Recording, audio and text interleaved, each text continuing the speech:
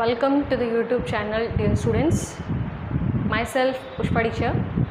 Today in this video lecture we are going to discuss about class 10 science chapter number 1 part 4. Dear students, इससे पहले part 3 में हमने discuss किया था regarding types of chemical reactions of this chapter. अब types of chemical reactions में भी total मैंने आपको 5 टाइप्स बताए थे, पर हमने डिस्कस सिर्फ 2 टाइप्स किया था. तो आज फर्दर और 2 टाइप्स हम डिस्कस कर लेते हैं, जिसमें से हमारे पास थर्ड टाइप जो है that is what we call it as a displacement reaction. क्या बोलते हैं उसे हम? Displacement reaction. Now what does this word displacement is indicating? Displacement, इससे पहले भी मैंने थर्ड लेक्चर के वीडियो में आपको इंट्रोडक्शन में भी समझाया था कि एक पर्टिकुलर एलिमेंट को दूसरा एलिमेंट अपने पोजीशन से जब उसे वो रिमूव कर देगा तो उस टाइप ऑफ रिएक्शन को हम बोलेंगे that it is a displacement reaction. I give you a certain example of the reactions, but before that आप ये पूछो कि मैम कैसे पता चलेगा कि कौन सा एलिमेंट को डिस्प्लेस करेगा. For this particular thing, actually we need to refer to chapter number 3. Chapter number 3 is all about metals and non-metals. तो उस metals and non-metals के अंदर हमें reactivity series के बारे में समझाया. किसके बारे में समझाया है? reactivity series के बारे में समझाया है. पेज नंबर 45 इन टेक्स्ट बुक. अगर आप उस पेज नंबर 45 पे देखोगे तो नीचे आपको एक छोटा सा टेबल मिलेगा. उस टेबल के अंदर आप देखोगे तो सबसे मोस्ट रिएक्टिव से लेके सबसे लीस्ट रिएक्टिव तक के आपको मेटल्स के नाम दिख जाएंगे. तो उसी रिएक्टिविटी सीरीज़ के बेसिस पे से हमें याद रखना है कि केमिकल रिएक्शंस होते हैं. मतलब जो सबसे ज़्यादा ऊपर है वो सबसे ज़्यादा रिएक्टिव होगा, बट ऑब्वियसली जो सबसे लीस्ट पे है वो सबसे कम रिएक्टिव है. तो उसके लिए मैं आपको अभी 4 मेटल्स के नाम बता देती हूँ, क्योंकि अभी हमें एट प्रेजेंट ज़रूरत है as per hour text book, जो हमारे टेक्स्ट बुक में इंफॉर्मेशन दिया है. तो सबसे पहले रिएक्टिव है जिंक. अगर हम इन चारों की बात करते हैं, फिर आता है iron, then I have lead, and last but not the least is copper. तो अगर आप इसमें देखते हो इन 4 एलिमेंट्स में, तो जैसे जैसे आप ऊपर से नीचे आओगे वैसे वैसे आपकी रिएक्टिविटी जो है वो रिएक्टिविटी सीरीज़ के अंदर कम हो जाती है. क्लियर? इतना समझ में आ गया. तो हमें कौन से बेसिस पे से ये डिस्प्लेसमेंट रिएक्शन करना है, ये और इसके बाद वाला एक और टाइप है जिसको हम बोलते हैं डबल डिस्प्लेसमेंट. तो दोनों के अंदर ही हमें याद रखना है कि हमें इस रिएक्टिविटी सीरीज़ के बेसिस पे से आगे मूव करना है. क्लियर? अब इसी को समझने के लिए हमारे पास टेक्स्ट बुक में एक एक्टिविटी दी हुई है विच इज़ यूजुअली एक्टिविटी 1.9. तो ये जो एक्टिविटी है, ये एक्टिविटी में हमें क्या बताया है, तो we have 2 things. One which we have a solution. अब किस चीज़ का सोल्यूशन मेरे पास है, तो dear students I have copper sulphate solution. Which solution I am having copper sulphate solution which is usually blue colour. कौन सा कलर का है? ब्लू कलर का है. तो मुझे क्या क्या लेना है? I am going to take 2 test tubes. Okay, this one I am going to give it name as test tube A, and this one which I am going to give a name as test tube B. इसमें हमने A नाम दे दिया, इसमें हमने B नाम दे दिया. दोनों के अंदर हमने क्या यूज़ किया है, तो दोनों के अंदर ही हमने कॉपर सल्फेट यूज़ किया है. तो let me write it down. CuSO4 which is generally of blue colour. फिर उसके बाद हमें क्या करना है कि we need to take iron nails. कितने आयरन नेल्स लेंगे हम? 3 आयरन नेल्स. उसमें से 2 आयरन नेल्स को हम थ्रेड के साथ बांध देंगे. क्या करेंगे हमने आयरन नेल्स ले लिया. इन 2 आयरन नेल्स को we need to tie them. Okay, हमने 2 आयरन नेल्स ले लिए, उनको साथ में टाई कर दिया. अब टाई करने के बाद what we are suppose to do is dip it into the solution. मतलब जो मेरे पास सोल्यूशन है ये वाला कॉपर सल्फेट का, उस सोल्यूशन के अंदर ये 2 आयरन नेल्स जिनको मैंने बांध दिया है, अब उनको मैं उसमें रख दूँगी. तो जैसे ही उसमें मैं रख दूँगी तो मुझे वेट करना है कितनी देर के लिए, फॉर अप्रॉक्सीमेटली 20 मिनट्स. तो अब नेक्स्ट स्टेप हमारा क्या होगा कि वेट फॉर 20 मिनट्स. कि 20 मिनट्स के बाद क्या चेंजेस होंगे वो मुझे देखना है. Now similarly if we will talk, तो यहाँ पे भी मेरे पास टेस्ट ट्यूब बी है जिसमें मेरे पास अगेन कॉपर सल्फेट का सोल्यूशन है। तो कॉपर सल्फेट सोल्यूशन के अंदर मैं कुछ भी ऐड नहीं करने वाली हूँ, मतलब कोई चेंजेस नहीं होने वाले। मैंने इनिशियली आपको बोला था कि हम 3 आयन नेल ले रहे हैं, लेकिन आप देखोगे तो यहाँ पे सिर्फ 2 ही आयन नेल है जिनको हमने टाई करके सोल्यूशन के अंदर डिप कर दिया है। तो एक जो आयन नेल है उसे भी हम ऐसे ही नॉर्मली रख देंगे, that is 1 ion nail, keep it aside इसीलिए बोला मैंने कि लेटर ऑन मुझे उसे कंपैरिजन के लिए काम आएगा। अब क्या करूँगी मैं, आफ्टर 20 मिनट्स हो गए। तो इनिशियली मैंने क्या बोला आपको कि कॉपर सल्फेट सोल्यूशन का कलर कौन सा है, ब्लू कलर।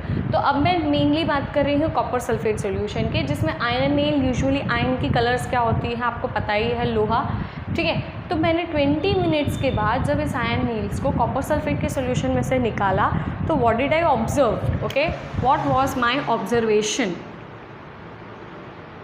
ठीक है। ऑब्जर्वेशन की अगर हम बात करते हैं तो हमने ये ऑब्ज़र्व किया कि कॉपर सल्फेट सोल्यूशन का जो ब्लू कलर है वो ब्लू कलर लाइट हो चुका है, that is light blue colour. और उसके बाद ये जो आयन नेल्स है, इस आयन नेल्स की मैं बात करूँ तो ये आयन नेल्स पूरे ब्राउन कलर के हो चुके हैं। कौन से कलर के हो चुके हैं नॉर्मली, तो वो अब हो चुके हैं ब्राउन कलर के, ठीक है। जब मैंने इसके सोल्यूशन में से बाहर निकाल दिया, कैसे मुझे पता चला कि कॉपर सल्फेट सोल्यूशन का जो कलर है वो कलर उसका ब्लू से फेंट हो गया, फेंट यानी हल्का सा ब्लू, लाइट ब्लू की तरह हो गया है। कैसे मुझे पता चला कि टेस्ट ट्यूब ए में भी मेरे पास कॉपर सल्फेट सोल्यूशन था और टेस्ट ट्यूब बी में भी मेरे पास कॉपर सल्फेट का सोल्यूशन है। तो इसके साथ मैं कंपैरिजन कर दूँ तो मुझे पता चल जाएगा कि भाई कॉपर सल्फेट का सोल्यूशन क्या हो चुका है, लाइट हो चुका है। सेकेंड थिंग, आयन नेल जो मेरे पास है जो कि अभी ब्राउन कलर के हो गए, मतलब उस पर कुछ रिएक्शन हुआ, तो यही चीज़ मुझे देखना है। तो यहाँ पे भी मैंने एक आयन नेल मेरे पास साइड पे रखा हुआ था, तो उस आयन नेल के साथ मैं इसको कंपैरिजन कर दूँ तो यहाँ पे भी मुझे पता चल गया कि देयर इज़ समथिंग कि कुछ तो रिएक्शन हुआ है। अब यही एक्टिविटी को अगर हमें बोला जाएगा कि केमिकल रिएक्शन के फॉर्म में समझाओ, तो अब कैसे हम समझा सकते हैं केमिकल रिएक्शन के फॉर्म में, just look at this.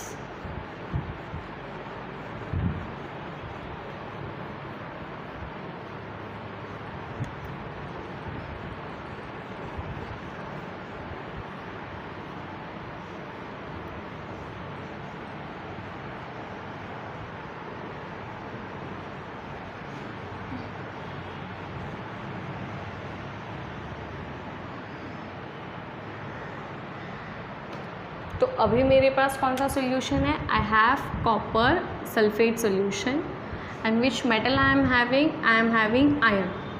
Now what did happen in the reaction as per our reactivity series. Now I told you that this is what the most reactive and this is what the least reactive. अब अगर आप मुझे बोलो कि copper भी है आपके पास, ion भी है, तो दोनों में से रिएक्टिव कौन है सबसे ज़्यादा, but obviously it is ion. तो क्या हुआ, जब हमने इन दोनों को रिएक्शन करवाया, iron is what iron nail and copper sulphate is what our solution, तो मुझे यहाँ पे क्या सब्सटेंस मिल जाएगा, I am going to get FeSO4 plus C। बस इसी चीज़ को हम बोलते हैं डिस्प्लेसमेंट रिएक्शन। क्या हुआ डिस्प्लेसमेंट रिएक्शन में, if you will C, displace, copper अपने पोजीशन से डिस्प्लेस हो गया, मतलब रिमूव हो गया। समझ में आया? यही चीज़ अगर मैं आपको बोलूँ कि जिंक के साथ करके बताओ तो क्या मिलेगा, आप आगे भी लिख सकते हो पीछे भी लिख सकते हो, दिस डजंट मीन कि हमें हर वक्त ऐसे ही लिखना है। Again if you will see, तो zinc is more reactive as compare to copper. तो फिर से मुझे यहाँ पे क्या मिलेगा, तो जिंक कॉपर को डिस्प्लेस कर देगा, जिसकी वजह से मुझे अभी यहाँ पे मिलेगा ZnSO4 प्लस C। समझ में आया? सेम वैसे ही अगर हम लिड की बात करते हैं तो लिड का भी हमारे टेक्स्ट बुक में इक्वेशन दिया हुआ है कि Pb is reacting with copper chloride. This time they have not used copper sulphate, they have used copper chloride. तो हमें क्या मिलेगा, फिर से देखो लिड और कॉपर में से कौन ज़्यादा रिएक्टिव है, लिड, इसलिए मुझे यहाँ पे क्या मिलेगा, तो मुझे यहाँ पे मिलेगा that is PbCl2 and plus I am going to get copper. समझ में आया? तो इसी चीज़ को हम बोलते हैं डिस्प्लेसमेंट रिएक्शन। इसी के अंदर अब ये तो इतनी चीज़ें जो तुम्हारे बुक में दी हुई है ना, for your understanding I would like to give you one more like 1 or 2 examples of the equations. जैसे हम हर जगह पे कॉपर सल्फेट, कॉपर क्लोराइड लिए हैं, तो अब मुझे ये देखना है कि आपको समझ में आया है या नहीं समझ में आया। For that particular thing what I am doing is I have a solution of ZnSO4। यहाँ पे मुझे मिला था ना ZnSO4, समझो मेरे पास वो वाला रिएक्शन है ZnSO4 का, और उसको अभी मैं रिएक्ट करवा रही हूँ आयन के साथ। किसके साथ रिएक्ट करवा रही हूँ?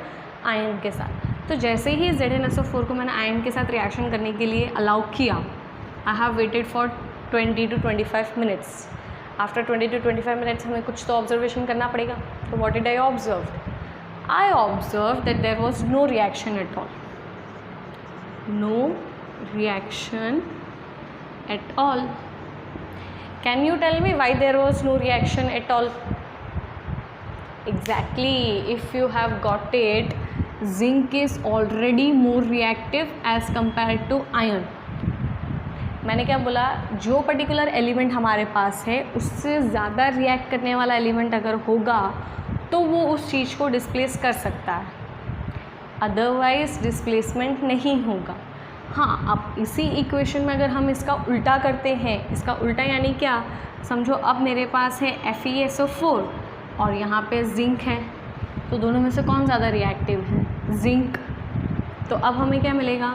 अब हमें यहाँ पे मिलेगा ZnSO4 प्लस Fe। तो हमेशा ये टेबल आपको याद होना चाहिए, ये टेबल आपको लर्न करना पड़ेगा। This is what we call it as a displacement reaction. अभी इसी डिस्प्लेसमेंट रिएक्शन के बाद टेक्स्ट बुक में एक और टॉपिक हमें दिया हुआ है, that is double displacement.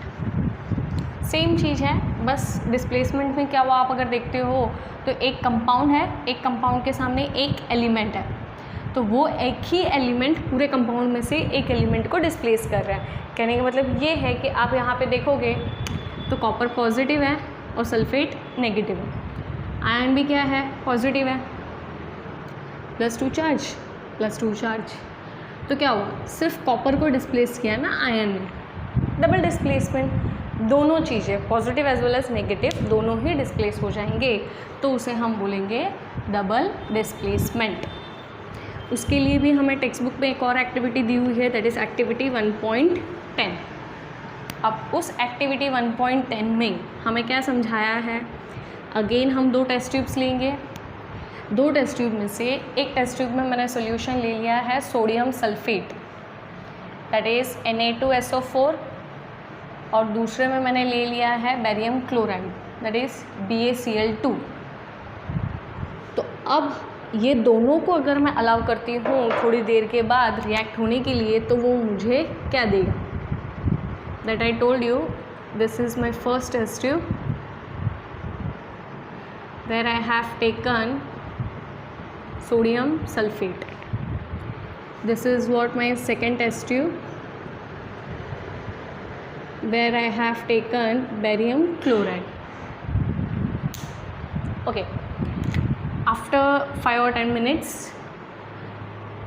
I have mixed both of them into a third test tube. Okay, third test tube में हमने क्या कर दिया? इन दोनों को मिक्स कर दिया। अभी तक क्या था? ये सिर्फ Na2SO4 के फॉर्म में था और वो BaCl2 के फॉर्म में था। अब मिक्स कर दिया, मतलब मिक्स वाले का रिएक्शन हम लिखते हैं यहाँ पे, कुछ तो चेंज होगा ना केमिकली, तो केमिकल चेंज को ही हम क्या बोलते हैं? Chemical reaction. और केमिकल रिएक्शन को हम कैसे रिप्रेजेंट करते हैं? As chemical equation. ठीक है, हमने इसको ऐसे अलाउ कर दिया।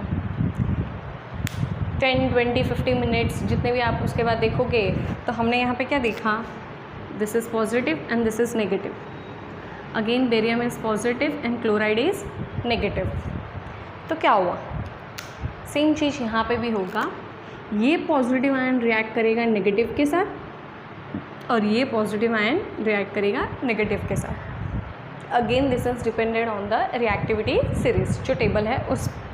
तो अकॉर्डिंग टू दिस अगर आप देखोगे तो पहले मैं ये दोनों चीज़ें लिख लेती हूँ, दैट इज़ BaSO4, फिर बाद में क्या बचा? That is NaCl।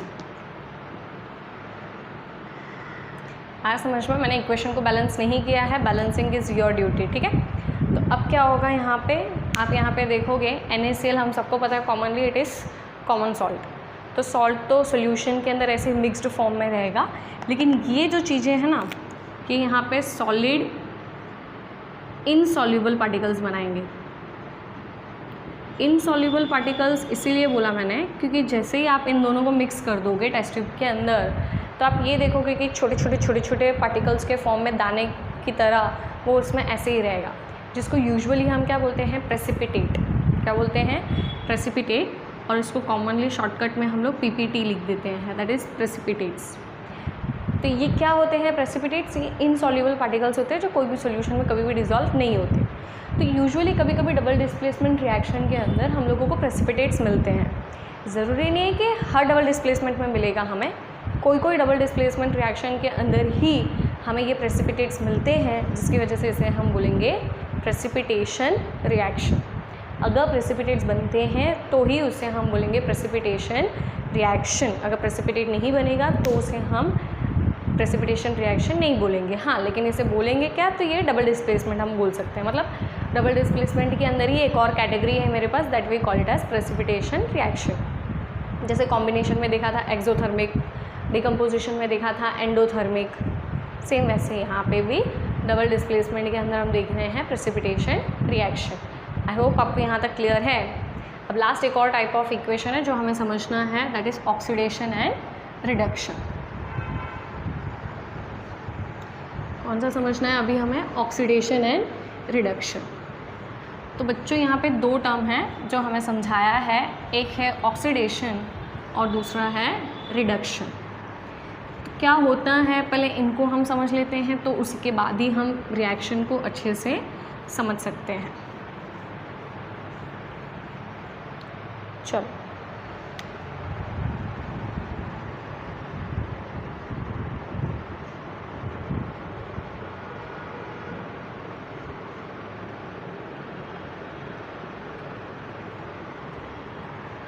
now oxidation reduction reaction, as I have told you there are two terms in this, one which we call it as oxidation and the second one which we call it as reduction।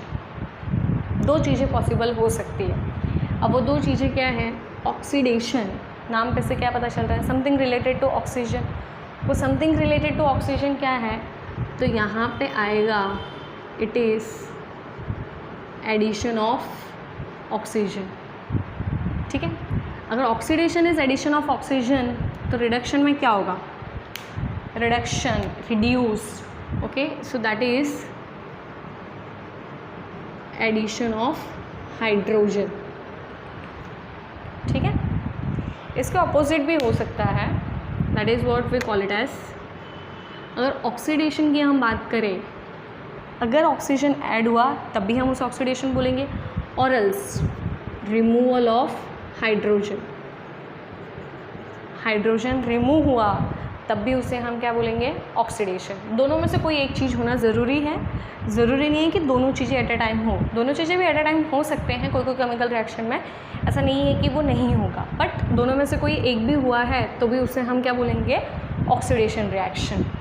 और else अब यहाँ पे अगर हम बात करते हैं तो ऑब्वियसली इसका रिवर्स होगा, so that is what we call it as removal of oxygen. Clear? ऐसा रिएक्शन जिसमें एक पर्टिकुलर एलिमेंट में ऑक्सीजन ऐड हो रहा है तो उसे हम बोलेंगे ऑक्सीडेशन रिएक्शन। अगर ऑक्सीजन ऐड होने के बदले हाइड्रोजन रिमूव हो रहा है तब भी उसे हम बोलेंगे ऑक्सीडेशन। उसका रिवर्स रिडक्शन रिएक्शन की अगर मुझे बात करनी हो तो हाइड्रोजन ऐड होना चाहिए या फिर ऑक्सीजन रिमूव होना चाहिए। इसका एक हम लोग इक्वेशन देख लेते हैं, जैसे कि देखो कॉपर है, उसके अंदर हम क्या ऐड कर रहे हैं? ऑक्सीजन। मतलब कॉपर जो कि एक नॉर्मल पाउडर था, इसको हमने हीट किया, हीट करने से क्या हो गया कि ये जो पर्टिकुलर कॉपर है इसके सराउंडिंग में ब्लैक ब्लैक लेयर फॉर्म हो गई। वो लेयर क्यों फॉर्म हो गई? क्योंकि कॉपर ने ऑक्सीजन के साथ रिएक्ट किया और उसने क्या सब्सटेंस बनाया? Copper oxide. तो कॉपर ऑक्साइड बनने की वजह से कॉपर की जो ओरिजिनल प्रॉपर्टीज़ थी वो चेंज हो गई। अब आप मुझे बताओ कि ये कौन सा टाइप ऑफ रिएक्शन है? Exactly it is oxidation. क्यों ऑक्सीडेशन हुआ? क्योंकि यहाँ पे ऑक्सीजन ऐड हुआ। अब मैं बोलती हूँ कि ये जो हमारे पास कॉपर ऑक्साइड है जो हमने ऐड किया है, इस पर्टिकुलर कॉपर ऑक्साइड के ऊपर मैंने हाइड्रोजन का गैस पास किया। क्या किया? हाइड्रोजन का गैस पास किया। तो जैसे ही मैं हाइड्रोजन गैस पास करूँगी तब मुझे देखना है कि क्या चेंजेस हुआ है। तो C प्लस H2O, तो जैसे ही आप इसको पास करोगे तो यू विल सी कि कॉपर ऑक्साइड के इधर जो ब्लैक कलर का लेयर बना था वो ब्लैक कलर का लेयर अब रिमूव हो जाएगा। Sorry, it's only hydrogen. वो ब्लैक कलर का लेयर रिमूव हो जाएगा। क्यों? क्योंकि यहाँ से जो ऑक्सीजन है वो रिमूव होके रिएक्शन में चला जाएगा हाइड्रोजन के पास। क्यों हाइड्रोजन के पास गया है? So this again goes to displacement reaction, reactivity series. Initially क्या था? कॉपर ऑक्साइड था। अब यहाँ से क्या हो गया? Removal of oxygen. तो रिमूवल ऑफ ऑक्सीजन को हम क्या बोलते हैं? मतलब इस स्टेप में क्या हुआ? ये जब इधर से इधर चेंज हो रहा है तो मतलब यहाँ पे क्या हो रहा है? रिडक्शन हो रहा है। क्यों रिडक्शन हो रहा है बच्चों? तो मैंने आपको बताया कि removal of oxygen is what we call it as reduction. फिर आप देखोगे तो ये वाला जो सब्सटेंस है इसमें ऑक्सीजन ऐड हो चुका है। मतलब क्या है? Addition of oxygen. तो एडिशन ऑफ ऑक्सीजन को हम क्या बोलते हैं? ऑक्सीडेशन बोलते हैं। तो इस चीज़ को यहाँ पे अगर हमें पूछेंगे कि कौन सा रिएक्शन हुआ है तो इस रिएक्शन को मैं बोल सकती हूँ that it is oxidation reaction. मतलब अब आप देखो कि एक ही चीज़ में, एक ही रिएक्शन में दोनों चीज़ें हो रही है। ऑक्सीडेशन भी हो रहा है एज वेल एज रिडक्शन भी हो रहा है। एक सब्सटेंस का रिडक्शन हो रहा है तो दूसरे सब्सटेंस का ऑक्सीडेशन हो रहा है। तो ऐसे रिएक्शंस जिसमें दोनों चीज़ें एट अ टाइम होती हैं तो इस रिएक्शन को क्या बोलते हैं बच्चों? हम इस रिएक्शन को हम बोलेंगे रिडॉक्स रिएक्शन। सो अभी तक इस चैप्टर के जितने भी टाइप्स ऑफ रिएक्शंस थे वो सारे अब हमने डिस्कस कर लिए हैं। Moving forward we are going to discuss about a topic which we call it as corrosion. तो यूजुअली अब करोजन में क्या होता है ये हम सबको पता ही है, ठीक है। इस चैप्टर में हमें करोजन के बारे में सिर्फ इतना बताया है कि every year there are many different types of iron objects or there are certain silver objects which are being made up of metals and these objects are being getting corroded because of the environmental reactions। तो उस reaction की वजह से सबसे ज़्यादा अगर impact कोई create हो रहा है सो दैट इज़ फाइनेंशियल क्राइसिस। इसे अगर हमें रोकना है तो इसको हम कैसे रोक सकते हैं? तो अगर कोरोजन मुझे रोकना है तो सबसे पहले मुझे ये समझना पड़ेगा कि कोरोजन क्यों हो रहा है। तो कोरोजन किसकी वजह से होता है? जैसे कि अभी specially rainy season is going on, तो इस रेनी सीजन में जितने भी मेरे पास मेटल के ऑब्जेक्ट्स हैं उन सारे मेटल ऑब्जेक्ट्स को अगर मैं एटमॉस्फेयर में ऐसे ही एक्सपोज कर दूँ, अगर ऐसे ही मैं एटमॉस्फेयर में उसे मॉइस्चर के प्रेजेंस में अगर उसे एक्सपोज कर रही हूँ तो एटमॉस्फेयर के मॉइस्चर के अंदर क्या प्रेजेंट होगा? Definitely it is oxygen. तो क्योंकि ऑक्सीजन प्रेजेंट है, ऑक्सीजन की वजह से क्या हो जाएगा कि आपका मेटल ऑक्सीजन के साथ रिएक्ट करेगा। रिएक्ट करने की वजह से वो क्या बन जाता है? Metal oxide. तो वो जो मेटल ऑक्साइड बना वही मेटल ऑक्साइड आपका रिएक्शन है जो कोरोजन के फॉर्म में आपके मेटल सरफेस के ऊपर देखने मिलता है। मतलब अब मुझे क्या करना पड़ेगा? मुझे ऐसी कोई चीज़ करनी है जिससे एटमॉस्फेयर का जो ऑक्सीजन है वो ऑक्सीजन इस मेटल के साथ रिएक्ट ना करे। तो वैसे करने के लिए हम 2 से 3 चीज़ें कर सकती हैं। एक, सबसे पहले हम कर सकते हैं कि उस पर्टिकुलर मेटल ऑब्जेक्ट के ऊपर ऑयलिंग कर दो। ऑयलिंग यानी ग्रीजिंग हम जिसको बोलते हैं, उससे क्या होगा कि ऑयल इन दोनों के बीच में एक बैरियर की तरह वर्क करेगा। दूसरा, हम हमारे मेटल ऑब्जेक्ट्स को पेंट कर सकते हैं एंड अलॉन्ग विद दैट अब आगे हमारे पास और कुछ है नहीं ऑप्शंस, तो हमें ये देखना होगा कि एवरी टाइम टू टाइम हम आयरन के मेटल्स को रिप्लेस करते रहे। मतलब टाइम टू टाइम उन्हें हमें रिप्लेसमेंट करना पड़ेगा and we need to give some maintenance. Clear? So this is what all about corrosion. अब इस चैप्टर का लास्ट एक टॉपिक है जो अभी हम डिस्कस करने वाले हैं, दैट इज़ रेंसिडिटी। कोई केमिकल इक्वेशन नहीं है रेंसिडिटी में, but it is a type of process which is been generally found in our atmosphere. तो क्या होता है बच्चों इस रेंसिडिटी से? तो इतना याद रखना कि रेंसिडिटी की वजह से क्या है कि जो भी कुछ हमारे पास घर पे ऑयली फूड है, ऑयली फूड मतलब specially I am focusing on oily food only, जिसमें फैट कंटेनिंग सब्सटेंसेस अवेलेबल होंगे। मुझे इतना सा बोर्ड काफ़ी है इसलिए मैं पूरा रब नहीं कर रही हूँ। तो अब हम क्या कर रहे हैं, 2 टॉपिक मुझे मेनली यहाँ पे डिस्कस करना है। One which we call it as rancid and the other one which we call it as rancidity. तो अब इन दोनों का मतलब क्या है? तो rancidity is the process, rancidity is the process and rancid is the food. And what type of food we have been talking about, तो we have been talking about oil containing food, ठीक है। तो अब बच्चों क्या होता है कि यूजुअली आप घर पे कभी कभी देखते होंगे कि वेफर्स, चिप्स वगैरह है, या फिर मम्मी कोई पापड़ वगैरह अगर तल के रखती है, या कोई भी ऐसी चीज़ जो क्रिस्पी होती है यूजुअली और जिसमें फ़ैट अगर प्रेजेंट है, तो उस फूड को आप ओपन एटमॉस्फेयर में बिना कोई लिड से कवर किए हुए ऐसे ही एटमॉस्फेयर में ओपन अप करके रख दो। तो जैसे ही आप उसे ओपन अप करके रख दोगे तो क्या होगा, आप देखोगे कि अगर सुबह आपने उसे खोल के रखा है, शाम तक या फिर आफ्टर 2 या 3 घंटे ही आप देख लो, तो आपके फूड का सबसे पहले जो टेस्ट है वो एज इट इज़ टेस्ट नहीं आएगा और उसकी जो स्मेल है वो भी थोड़ी बहुत चेंज हो जाएगी, ठीक है। आप अगर सुबह खाते हो समोसे कुरकुरे वाले एकदम मस्त क्रिस्पी और वही अगर 2 या 3 घंटे के बाद आप खाओ तो आपको वही समोसे उतनी ही क्रिस्पी नहीं मिलेंगे। May I know the reason why, it is because जो आपका ऑयल कंटेनिंग फूड जो कि एटमॉस्फेयर में एक्सपोज करके आपने रख दिया है, again here comes the oxygen. Atmosphere में क्या अवेलेबल है, ऑक्सीजन अवेलेबल है, तो वो ऑक्सीजन क्या करेगा, तो वो ऑक्सीजन आपके फूड का प्रोसेस क्रिएट करेगा जिसको हम बोलते हैं ऑक्सीडेशन। क्या करेगा, आपके फूड को ऑक्सीडाइज कर देगा, मतलब ऑक्सीडेशन होगा।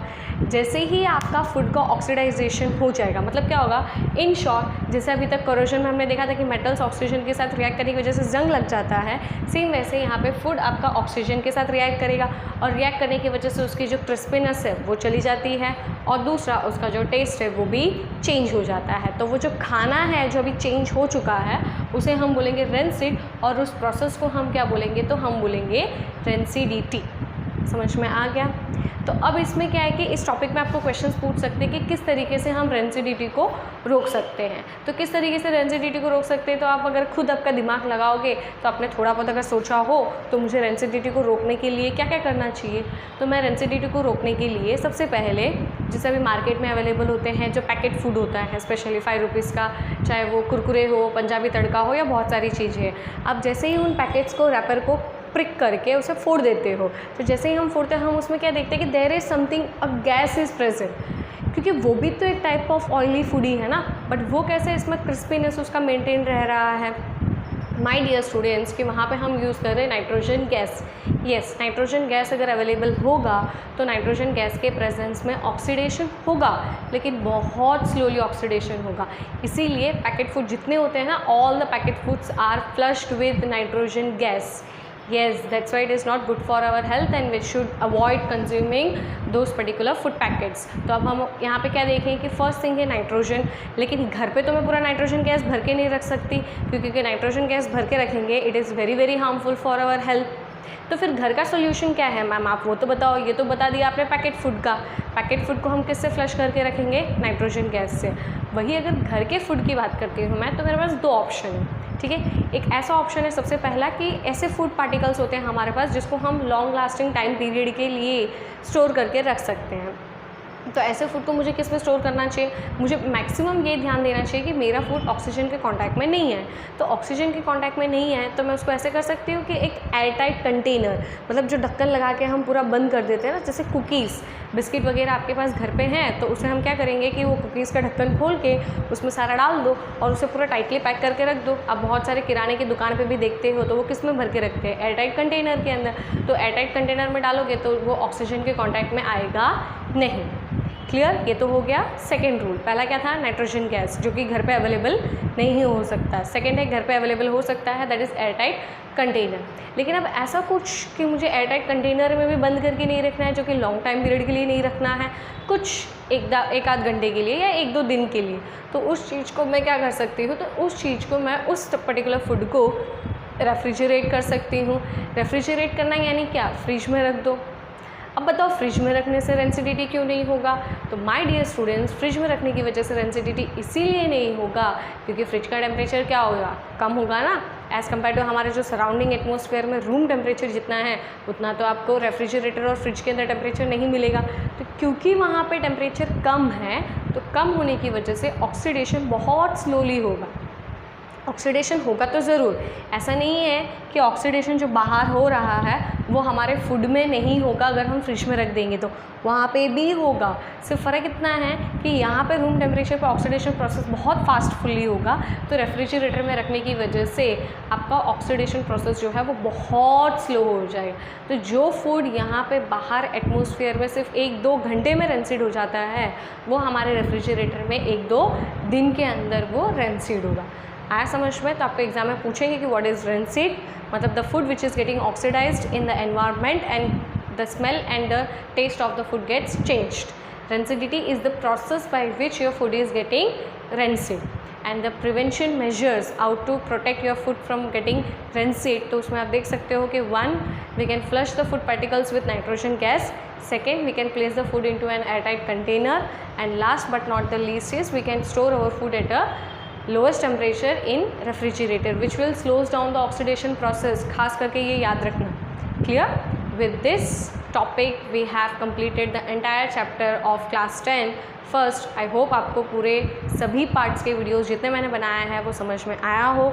इन केस आपको कोई डाउट हो तो आप कमेंट सेक्शन में मेंशन कर सकते हो। वीडियो पसंद आए तो लाइक करना, शेयर करना और कमेंट करना, and keep supporting us. Thank you.